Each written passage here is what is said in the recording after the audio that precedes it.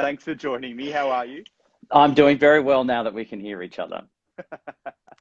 I hope you're saying some nice things. I know the fans could hear you. I can see it in the comments. But Yeah, I was mainly giving a shout out, or just asking the question, how many people are actually based in WA for this? I saw someone was actually watching in Tasmania, which is cool. fantastic. But yes, I'm currently in Sydney in New South Wales, and we were very nervous this week as to whether the wonderful Mark McGowan would allow us back into the state. So I'm very pleased to know that that can happen at some point. Yeah, fantastic. It's been a massive year, Rove. Hey, let's jump into it. So welcome back to our For the Love of Freo Instagram Live series. It's a series where we catch up with our most passionate fans in the public eye. And Rove, you are definitely one of those. Can we go right back to the beginning? You're a Freo man through and through. Your cousin is, of course, Fremantle legend Shaun McManus. Is it as Yes. simple as that? Is that how you were led to Freo Dockers life? Well, it was the fact that I grew up, entire McManus mob are all, he's Fremantle based. So yeah, I grew up following the Sharks in the Waffle, where my grandpa was a life member, and yeah, we had a lot of connections with the club.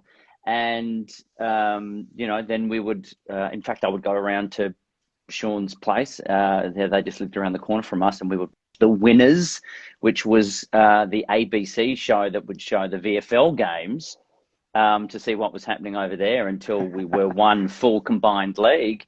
And then, yeah, when the Eagles came in, it just didn't feel like that was the right connection. So I must admit, I didn't follow them as it was always great when they won their first premiership. It was great for the state, but it wasn't until the Dockers were announced as a club, and of course it came from that East Fremantle base, that it really felt like it was our team. Not just Shaun, the inaugural coach was a cousin of my dad's, and so Jared Neesham, Con Regan, who was on the coaching staff. There was a big family connection in the very early days. You had no choice. It was really meant to be, wasn't it? And Yes. Talking connection to Freo, am I right in saying you used to work at the Sail and Anchor pub down at South Terrace there in Freo? I did. That was like one of my very first jobs. We were always very connected to Fremantle anyway. But yeah, that's where I worked. I started out as a glassy, which is a very classy job of back in the day when you could smoke inside pubs. I had to empty all the ashtrays. And especially on a Friday and Saturday night, if anybody threw up anywhere in the building, it was my job to clean it up. So it was a very classy job. But yeah, we got free beers at the end of the night, so it was a positive. But yeah, I love Fremantle as a city, as a place. I have a lot of fond memories there. One of my first forays in entertainment in it would have been 87. I did a TV show for the ABC where we shot some opening shots where I was skateboarding around Fremantle. So yeah, I have a very strong connection with all things Freo. A very glamorous pub job. You've moved on to bigger and better things now. Yes. Now I have people who clean up my vomit, so I'm doing very well. How life works, hey? Back on Shaun, what was it like watching your cousin run around for 14 years in a Freo jumper? Yeah, well, it was great that there was never just the assumption that he would be in there. Both Shaun and his older brother David, who's the same age as me, and his younger brother Ben are like fantastic footballers. So it was great to see him be able to don the Freo jumper. Like his first game where he scored his first goal against the then Footscray Western Bulldogs. I remember that. Yeah, it was very, very exciting. I had kind of in the same year that the Dockers started had moved to Melbourne, so it was very tough for me to have that connection with back home. And watching the Freo games and watching Shaun play was a very big part of having that connection. He got injured a lot, safe to say. So that was kind of the flip side. Was I remember one of the derbies where he smashed into Wirrapunda going back for that mark. That was really tough to watch, and obviously 2 knee reconstructions and all of that. So there was the highs with the lows. But look, I was never going to do this without bringing up. The guy's got socks now, so he's doing all right. How good are You know. they? They sell like hotcakes in our team store. Don't worry about that. I'm sure he's got about 5 pairs of his own. Yeah, I posted that recently on Instagram that, who doesn't want to wear their cousin on their feet. And yeah, the amount of responses I got from family members saying, oh yeah, plenty of Christmas stockings were filled with those socks. So I had to pay for mine. Oh, that's a bit rough. It sometimes gets the confusion with the David Mundy socks, but they're close enough, but different Fair enough enough. as well. Hey, as a footy club, we've had plenty of memorable moments since 1995. Is there something that's etched into the memory, something that stands out for you as your favourite Freo moment? Oh, certainly that the first preliminary final we got into against Sydney was a big one. That was pretty special. I got to be there, as much as the win didn't go our way. There's just something about the fact, I think, as Freo fans, we can always just feel like, when I was living in Melbourne, there was always this idea of it was okay to wear an interstate scarf. They don't normally take too well to interlopers, especially those that win. So the fact that we were kind of seen as the hapless younger brother that would, any other team would just sort of give you a little scruff on the top of the head and go, oh, good on you for having a crack at it. So it was nice to sort of be seen as the fact that we could, be a legitimate contender. And, in many respects, we played better than Sydney in that game. It was sort of similar to, the grand final against Hawthorn, where it was, I feel like we played better overall, but when they played well, they just got the points out of it.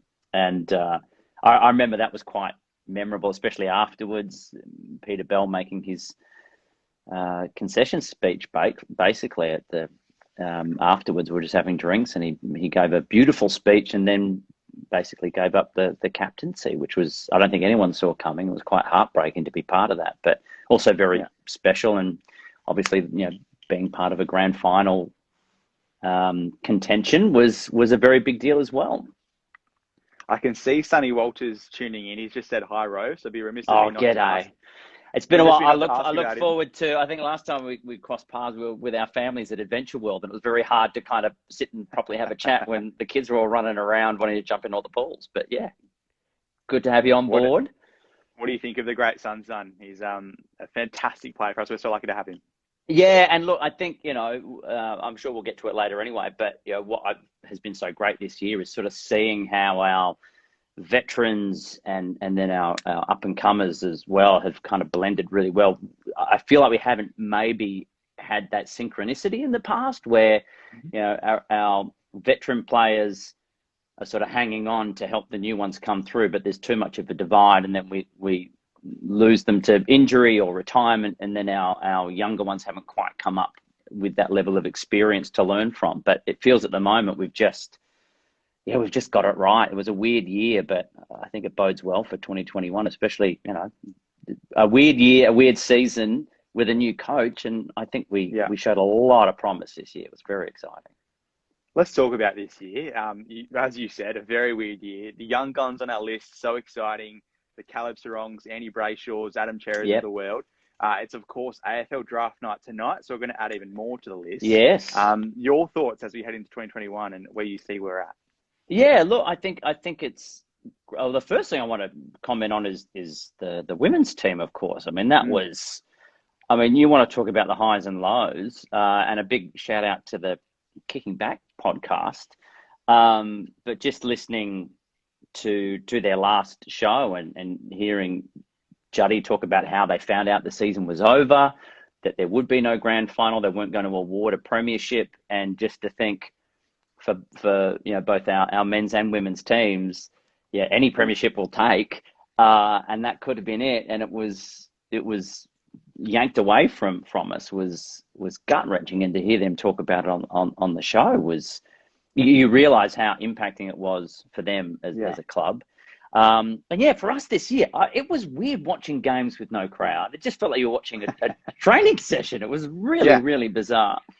And more than anything else, like, I as a comedian, I've been doing gigs in front of like no crowd. Everyone's on a screen, but there's something about watching footy without the roar of the crowd that has been probably the most impacting thing that made me realise, yeah, this is weird. I've got photos I've just taken of watching games on the TV where there was no crowd, just because I thought there'll be a time where you'll forget this even happened. But again, we had weird setups, shorter games, incredible turnaround, travel bubbles, all this kind of stuff. But again, the team really, I think, stepped up this year and showed a lot of promise. And okay, maybe we didn't get the wins that we would have liked to be where we wanted to be at the end of the season, but I can't remember a time where maybe we haven't been where we wanted to on the ladder at the end of the year. But geez, what it shows where we could be for next year, hopefully things being somewhat back to normal. I'm very excited. Yeah. And like you said, I was in the room for the recording of that Kicking Back podcast. It was so raw, so emotional, and it really gave an insight into what Juddy and her team were really feeling that day. And then on the flip side, the men's team, like you said, no crowds. It was weird. The broadcasters pumped their fake crowd in, which took a bit of getting used to. But yes. The other one you mentioned was Justin Longmuir, his first year. We love having him at the club from outside looking into his first year in the top job. Well, yeah, I think there was a lot of when he came in.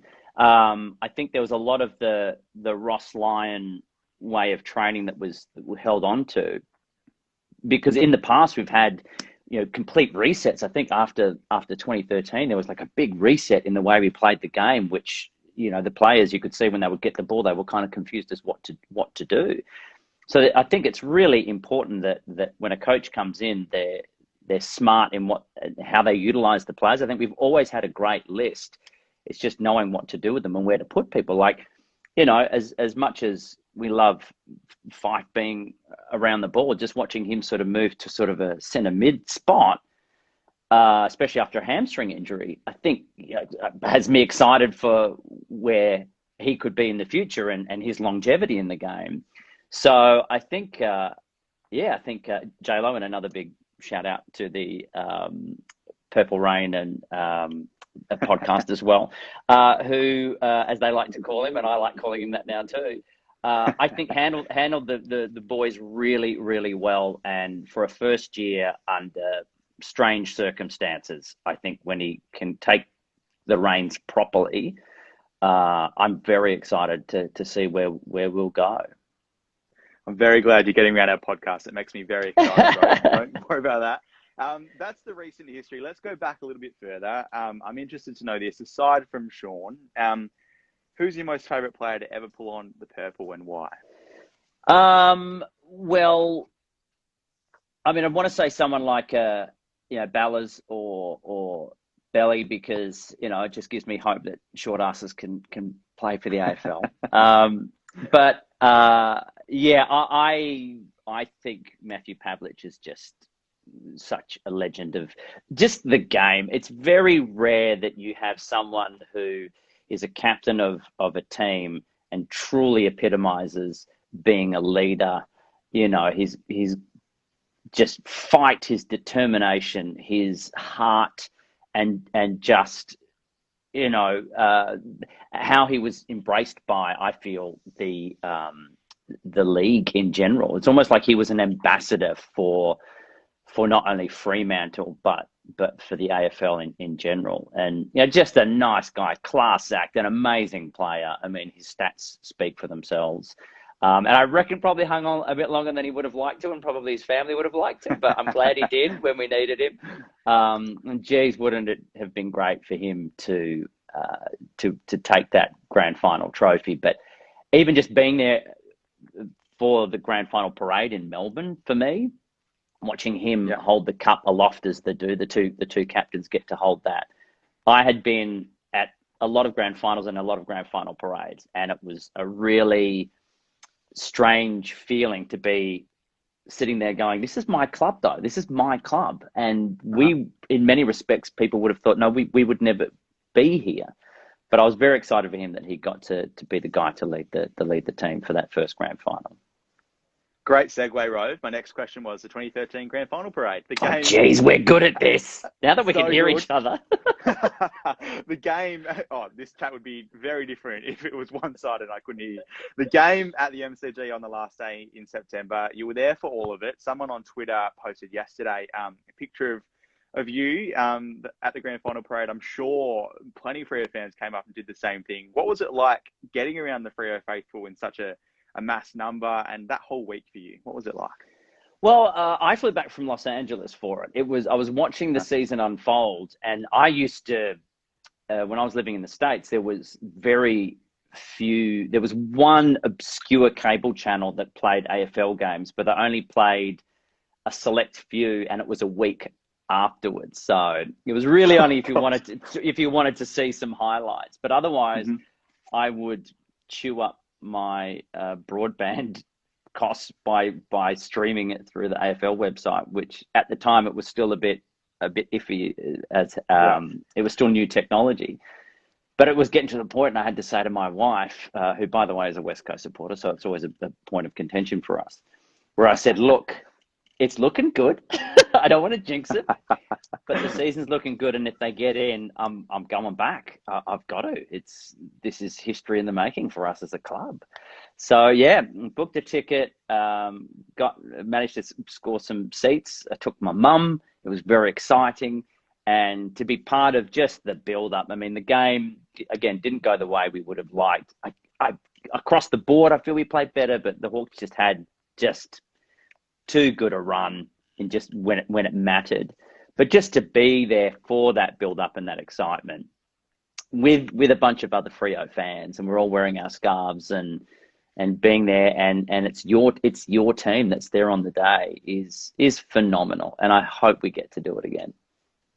As part of your jobs over the years, I'm sure you've travelled extensively. Has there been any weird and random places you've got to watch the footy? Have you adopted any American fans and had to teach them some lessons as you're watching on?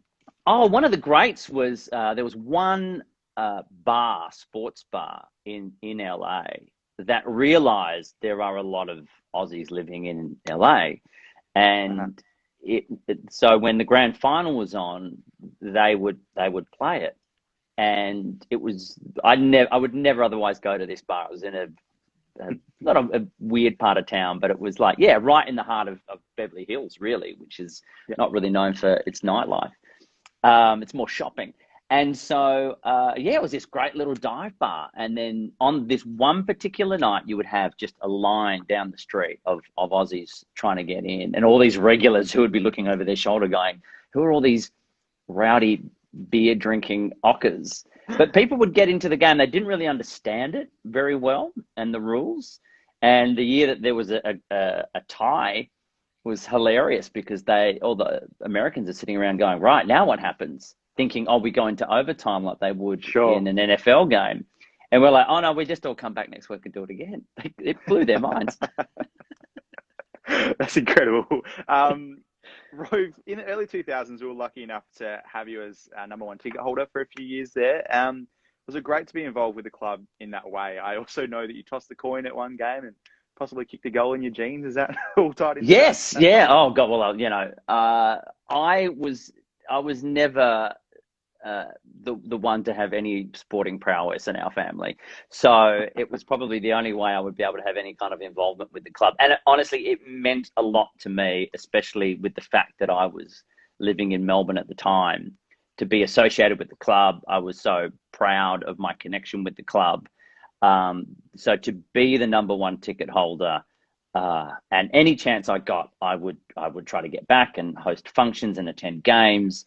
And it was really only towards the end, it was just too difficult. It was getting busier for me to be able to always be there when I was asked. And so I just said, look, it pains me to do it, but I'm going to have to hand over to someone else because I feel there should be someone who can be a little bit more hands-on with this role. But to get to, kick the first kick of the season and toss the coin, little things like that, just getting to be there at the games. It was a really, really special time for me.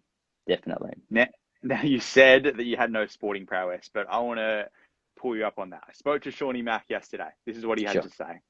He says he used to go hard at the footy, play with It's a true. lot of heart, and really get Yes. into the thick of the contest. Is that an accurate summary? Yes, it is. I was a very good defensive player. I would throw my body in there. I could take down guys who were twice my size, but then I would get the ball and couldn't dispose of it very well. I'd probably be perfect with the Dockers. My accuracy is very questionable, but there was one time I was playing in the forward pocket and actually kicked a goal. Right. And my team, the Riverton Blues I played for, my entire team have just come and grabbed me, and it was this enormous group hug. And I've done as I kicked it, it was like, kicking the winning goal after the siren in a grand final or something. And I've gone down the boundary line. I'm just cheering and pumping my fist. And this woman from the other team, one of the parents of the opposition, just went, "Oh, anyone would think you haven't kicked a goal before." And I said, I haven't.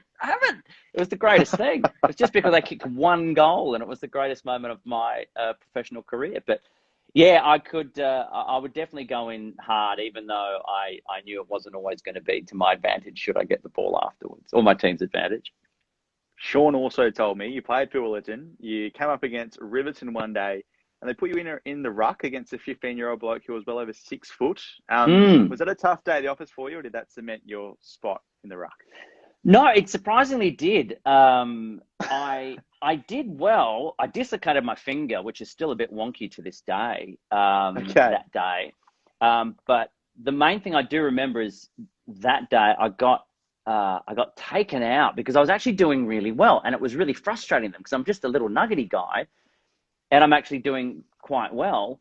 And so at one point, I got one of their players and tackled him, and he got done for holding the ball because as I flung him around, he's obviously just let it go. But I ended up on the ground on my back, and then one of the other players has come up and literally stomped on my stomach. Which just was pretty rough, and like there was a big eruption from the parents on the sideline. But I kind of got a bit of bruising around my stomach and ribs a bit. And so I got the next day off school in high school. And there's nothing cooler than missing a day of school as you recuperate from the big game.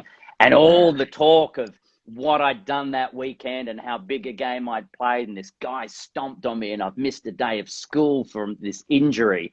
It was very great for my social life just for that one day when I turned up and had to tell my war story on the Tuesday.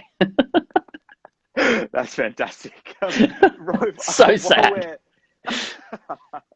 Look, we all have those stories. While we're in the younger days, I want to talk some more about your memories growing up with Sean. Someone in the comments a bit earlier said, I was today years old when I found out the two McManuses were cousins. Maybe it's not as widely known as I thought, but were you tight-knit? What was he like as a youngster? And what did you we grew up, obviously our dads are brothers. We have a very tight-knit family. They lived a street across from us, so we spent a lot of holiday time together as a family, as our two families together. And especially despite the fact that we're not the same age, he has, as I mentioned before, an older brother who's the same age as me. So we're always but Sean and I were pretty close. I think we were the two goofballs, the class clowns, as it were. So we kind of, always had a pretty good connection that way. But yeah, we would go, we loved snorkeling, and we would go on diving trips and up to northwestern Australia, and just, it was wonderful. Just, we had a really, really great upbringing. And as anyone who knows the McManus clan, we have a very large family. Our grandmother was from a large family. She had 6 kids. She lived next door to her sister who had a lot of kids as well. And so Christmas time, it was just jumping over the fence to your cousins once removed or whatever it was. So yeah, we were kind of the Palmyra Mafia, we were called when we were growing up. But yeah, we had a really good time when we were younger. Palmyra Mafia sounds very tough. I'm sure it still holds up today. Now, Rove, 2 more before we go. I read something you wrote once. You said 19 years. I can't say that there are too many things in this life I would wait that long for, but a premiership would be one of them. Rove, when that day comes for Fremantle, what would it mean to you and how will you celebrate? Oh my gosh, I don't even know if my brain would be and my heart would be ready for it. Shout out to someone who's a Freo fan from Chicago, by the way. Yeah, I look, at this point, it's hard not to. Like, I find it difficult to reconcile that there are clubs that have come into the AFL after us and have won premierships before us. And as much as you would say, well, our time will come, yeah, it hasn't yet. And, we're celebrating huge milestones of how many years we've existed as a club and everything else. And unfortunately, that one premiership that has eluded us and still only the one grand final appearance. It would be nice to even just be back at the top of the ladder to just make some of those regular appearances because, you almost need that experience the first time you get in so it's not too overwhelming. But oh man, if we were to have a win like that, I remember the first win we had in Melbourne. I don't know how many people remember this. When we first started as a club, we just couldn't win outside the state, and especially in Melbourne, it was just an impossibility. And our first win against the Bulldogs, it was in Melbourne, and Shaun was voted man of the match, and it was the same Sunday that the Logies were on, and I won my first gold Logie, and there was someone in the media room who was from Western Australia, and they had a Dockers scarf, and we were celebrating. It was all I was talking about on the red carpet.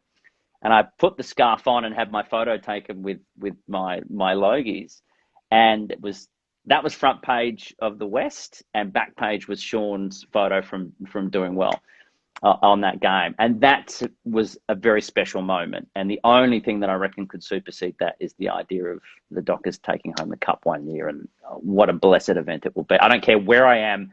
I don't care if I'm 6 feet underground. My zombie corpse will rise up to watch that game. I love that. The passion and the dedication is what we want. One more for you, Ro, before I let you go, and thank you for your time today. This series is called For the Love of Freo. It's what it's all about. And if you can sum it up, what do you love about the Fremantle Dockers Footy Club? Oh, boy. I love, I think our fans, the Purple Army is incredible. I mean, the loyalty that we have, we wear our hearts on our sleeve. And, I know clubs that are terrified of coming to play us at home. I love that we're the underdogs, but we still have so much promise. And sure, we haven't had that premiership win, but it never stops us. We work hard, grit, guts, determination, and passion, I think, is something that as a club makes me proud to be a club. We never just roll over and take it. We always stand up and fight. And I know that the time will come where that will get us through to exactly where we need to be. And geez, next year's looking really, really strong, and hopefully that can happen. But until then, I've always been very proud to wear my purple. For a while there, the red and the green were a bit iffy, but the purple is always good. It was a very bold choice to begin with. But yeah, I'm very, very proud to be part of the Purple Army and forever Freo. Well, we're proud to have you behind us. I've really enjoyed our chat today, and I'm so glad we got over our audio issues at the start and we could have that chat. But thank you again, and have a fantastic day. And we can't wait to, hopefully, we might have you back at Optus Stadium next year. Who knows? But that would be wonderful. Looking forward to it. Thanks, everybody. Thanks for joining us. Pleasure. Thank you, Ro. Thank you, Purple Army. We'll see you next time.